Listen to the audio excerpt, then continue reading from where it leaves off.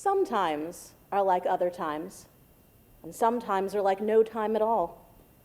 And the time in which this story is set is like no other time. Well, maybe a little bit like now.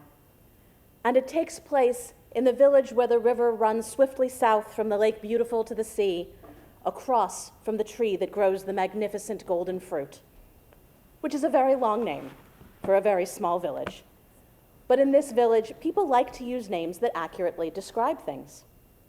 In fact, they call the tree that grows the magnificent golden fruit the tree from which all sweetness comes, because the fruit are so sweet, so light on the tongue, that they make one think of summer and kindness and all the good that has ever been. And everyone in the village very much loved them above any other fruit that grew. Now there was one small problem with the magnificent golden fruit that grow on the tree from which all sweetness comes, and that is they don't last very long. Sometimes sweetness is hard to hold on to, and by the time they were picked, once the sun had moved a hand's width across the sky, they disappeared into a puff of smoke, which wasn't a big deal. The villagers would just cross the river that runs swiftly south, pick the fruit, and eat it right there. But crossing the river was not always easy, and it was not always safe. And because of this, Omi's grandmother had not eaten a magnificent golden fruit in over a year. Omi lived in the village, and it shouldn't surprise you by now to know that his name wasn't actually Omi. His parents had named him Miyu.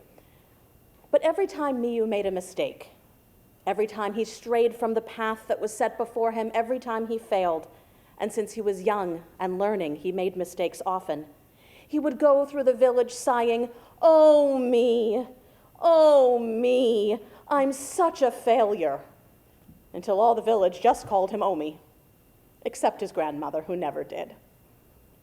On this particular day, Omi wanted to get his grandmother a magnificent golden fruit. So he pushed his boat across the river, pushing his canoe north against the current, pushing him south. He got to the tree and he picked the golden fruit.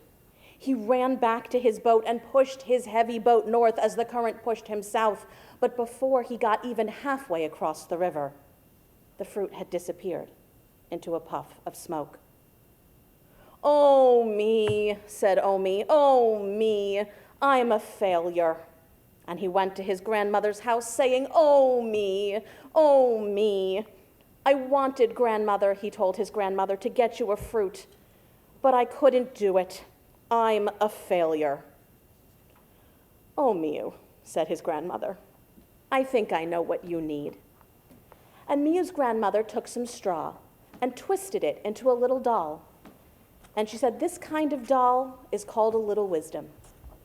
And I am going to name this little wisdom failure. And I'm going to take all the failure out of your head and put it into this doll. And this doll is named Failure." And she set the little wisdom named Failure on Omi's shoulder.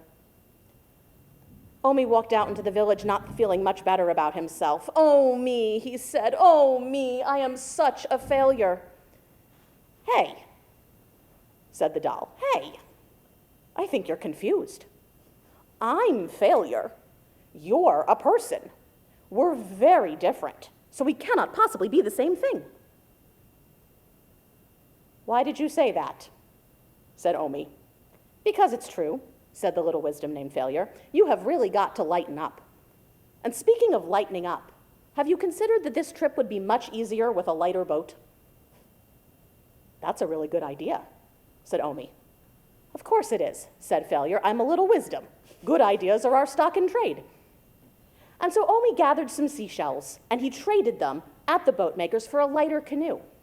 And he pushed his canoe across the river, pushing his canoe northward as the river pushed him southward. He picked a magnificent golden fruit, and he headed back across the river.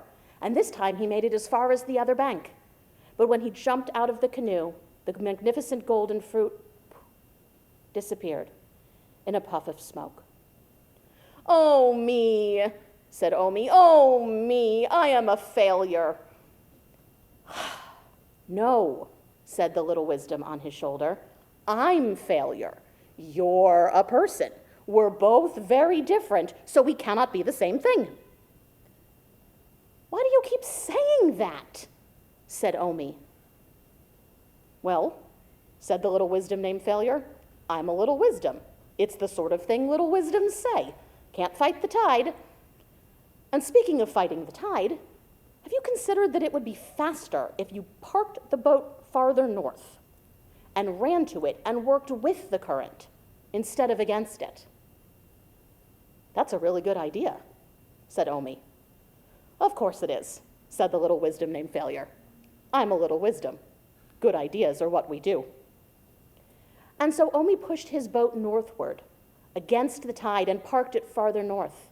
He went south to the tree from which all sweetness grew. He picked a magnificent golden fruit and ran as fast as he could to his boat and pushed it off the shore. This time he was working with the current, and his boat quickly came to the other side of the shore, and he ran as fast as he could to his grandmother's house.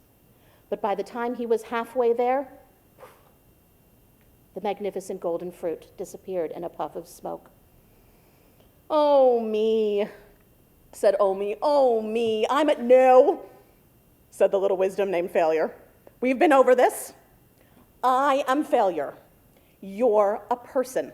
We are very different, so we cannot be the same thing. Go back to the tree." "Okay," said Omi. And he went back to the tree, parking his boat north, and he looked at the tree. He said, "Little wisdom named Failure, do you have any more bright ideas? Good ideas are what you do." And the little wisdom named Failure said, "I think you need to lighten up and relieve yourself of anything you are carrying so that you can go faster." "I'm not carrying anything," said Omi, "not anything at all." "You're carrying me," said the little wisdom named Failure.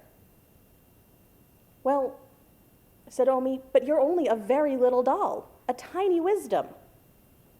"I'm Failure," said the little wisdom, "and I'm a lot heavier than you think. I think you should put me down now." "Are you sure?" said Omi. "It's all right.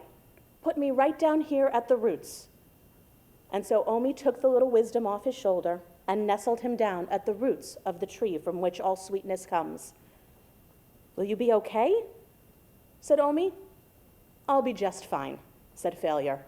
"The roots of the tree from which all sweetness comes are the perfect place for a little wisdom named Failure." "All right then," said Omi, and he took a deep breath in, and he took a deep breath out, and he let go of Failure.